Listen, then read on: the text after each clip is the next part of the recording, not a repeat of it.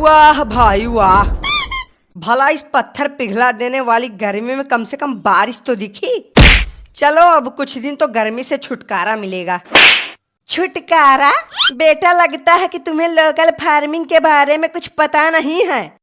ये जो 4-6 बूंदे बरस रही है ना, कल यही तुम्हारा 4-6 लीटर पसीना नहीं निकल गया तो मैं अपना नाम बदल दूंगा। Local farming? ये किस खेत की मूली है? ये नाम तो हमने पहली बार सुना है। हाँ, इस चीज के बारे में हमने भी कुछ नहीं सुना। लगता है कि मार्केट में कोई नई चीज आई है। बेटा लगता है कि तुम किसी दूसरे ग्रह से आए हो, जो तुम्हें इतनी खतरनाक चीज के बारे में जानकारी नहीं है। अरे इसके बारे में तुम चच्चा से पूछ लो, वो तुम्हें इसका पूरा ज्ञान दे डालेंगे। क्यों चच्चा? क्या क्यों? अगर हम इतने पढ़े लिखे होते तो यहाँ सड़क पर चाय नहीं बेचते, आज किसी बड़े कंपनी के मालिक होते। बेवकूफ कहीं के। गधे जैसी शकल है और गधे जैसी बातें, तुम जैसे लोगों को बस पढ़ती हैं लाते। किन गंवारों के बीच में फंस गया मेरे जैसा बुद्धिमान आदमी, जिन्हें मौसम के लोकल फार्मिंग के बारे में कुछ जानकारी नहीं है। अरे चाचा, उसे लोकल फार्मिंग नहीं, ग्लोबल वार्मिंग कहते हैं। इसे ही बोलते हैं कि अधूरा ज्ञान खतरनाक होता है। होगा इनकी बेइज्जती सबके सामने। लो, जिनको खुद कुछ मालूम नहीं है वो चले हैं ज्ञान बांटने। किन मूर्खों को अपनी दुकान पर बिठा लेते हो चच्चा? अरे बेटा, हम थोड़ी बिठाते हैं इन भिखारियों को। ऐसे नमूने बेरोजगार तो यहीं पड़े पड़े कुर्सी तोड़ते रहते हैं। नहीं चाचा, तुम्हारी बात में दम तो है। खैर छोड़ो इनको, लाओ बढ़िया एक प्लेट गर्मा गर्म चाय पकौड़े लगाओ, क्योंकि बरसात के मौसम में गर्मा गर्म चाय पकौड़े खाने की बात ही कुछ और है। हाँ चाचा, एक प्लेट हमारे लिए भी लगा देना। बेटा, आज तो दुकान पर खाली चाय ही मिलेगी, पकौड़े तो बनाए नहीं हमने, क्योंकि पकौड़े बनाने का बेसन खत्म हो गया है। यही कारण है चाचा, जिससे तुम्हारी दुकान ठप रहती है। जब भी कोई कुछ खरीदने आता है तो बोलोगे बेटा आज ये नहीं है, आज वो नहीं है, कल ये नहीं था, परसों वो नहीं था। अरे जब दुकान में सामान ही नहीं रहेगा तो आमदनी कहाँ से होगी? अब मैं ही क्या करूं बेटा, आज के समय में महंगाई ही इतनी है कि कुछ पैसा बचता ही नहीं, और अगर कुछ पैसा बच भी जाए तो उसमें से आधा हमारे पौए में चला जाता है और बाकी बचा आधा पैसा लाइट वाले बिजली बिल में वसूल लेते हैं। चाचा, एक बात हमारे समझ में नहीं आ रही कि बरसात में लाइट तो बराबर आती है नहीं, फिर उसका बिल कैसे आ जाता है? बेटा, ये बात तुम्हारी समझ में आएगी भी नहीं, इसलिए हमारी एक बात हमेशा याद रखना कि बिजली बिल और एक आदमी का दिल कब, कहां और कैसे आ जाए ये कोई नहीं बता सकता। क्यों नहीं बता सकता कोई? ये तो हम ही बता सकते हैं। अरे हमारे यहाँ तो हर 10 दिन में बिजली का बिल आता है। अरे महाराज प्रभु, हम आप जैसे महाज्ञानी, अंतर्यामी और विद्वान की बात नहीं कर रहे हैं।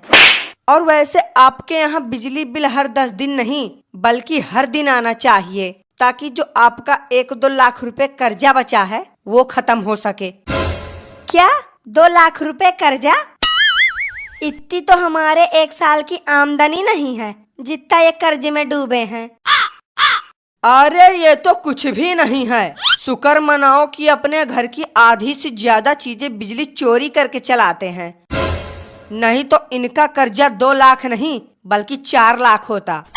बाबू साहब ने एसी तो खरीद रखा है, लेकिन एसी का बिल भरने में हवा निकल जाती है।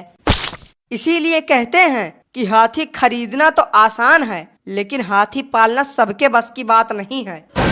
हाँ तो क्या, चलाते हैं हम चोरी करके, तुम्हें क्या दिक्कत है इससे? तुम भी चलाओ चोरी से। अगर आपकी तरह सब चोर ही बनेंगे तो पुलिस कौन बनेगा? वाह वाह, क्या बात कही है, वाह। चोर पुलिस, पुलिस चोर, वाह, दिल जीत लिया आपने, वाह। बहुत दिल हार रहे हो आजकल। तुम्हारा ये शरीर है या दिल बनाने की फैक्ट्री? अभी कल ही किसी से फोन पर कह रहे थे कि तुम्हें अपना दिल हार बैठा हूँ, फिर उसके एक हफ्ता पहले फोन पर कह रहे थे कि मेरे दिल में सिर्फ तुम्हारे ही रहने की जगह है। अरे तुम्हारा ये दिल है या भाड़े का कमरा जिसमें कोई भी रह सकता है? अरे वो तो बस हम खाली शायरी मार रहे थे।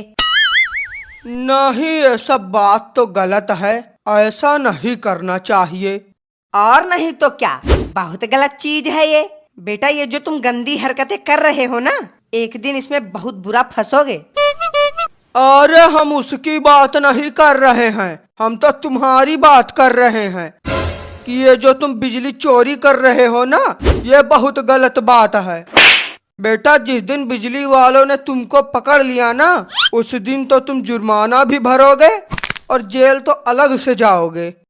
जीवन में हमारी एक बात हमेशा याद रखना कि भले ही 2 रोटी कम खाओ, लेकिन ईमानदारी की खाओ।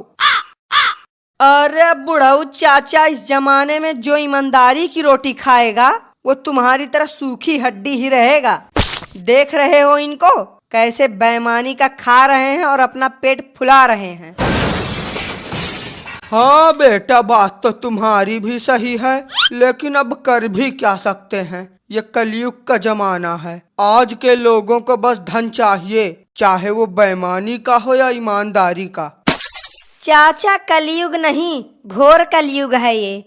और किसी महाविद्वान ने भविष्यवाणी भी की है कि अगले साल यानी 2026 में दुनिया ही खत्म हो जाएगी।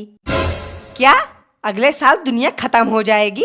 और नहीं तो क्या, जिस तरह डायनासोर खत्म हो गए थे उसी तरह से ये दुनिया भी खत्म हो जाएगी और हम भी खत्म हो जाएंगे।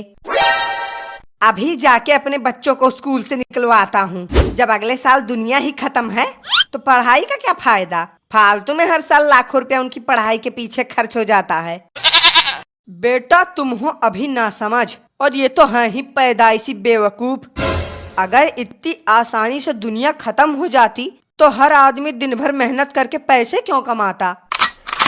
और नहीं तो क्या, अब देखो इतनी बारिश में भी हम बेच रहे हैं। किस लिए? सिर्फ पैसे के लिए ही तो। अगर आज कमाएंगे नहीं तो कल खाएंगे क्या? बुढ़ऊ तुम्हें खाने की क्या जरूरत, तुम तो बस खाली पियो और टुल रहो। क्या टुल रहो हैं? क्या टुल रहो? मैं तुम्हारी कमाई का नहीं पीता, अपनी कमाई का पीता हूँ, तो इससे तुम्हें क्या दिक्कत है? अरे बुढ़ऊ चाचा, गुस्सा काहे रहे हो? अब जो बात है वही हम कह रहे हैं। बेटा क्या बात है क्या नहीं वो तुम्हें हम बताएंगे। बहुत सही चाचा, बहुत सही। इन जैसे लोगों के साथ ऐसे ही करना चाहिए। वो बात है नहीं कि लातों के भूत बातों से नहीं मानते। हाँ बेटा, लगता है कि आज इनका भूत हमें ही उतारना पड़ेगा।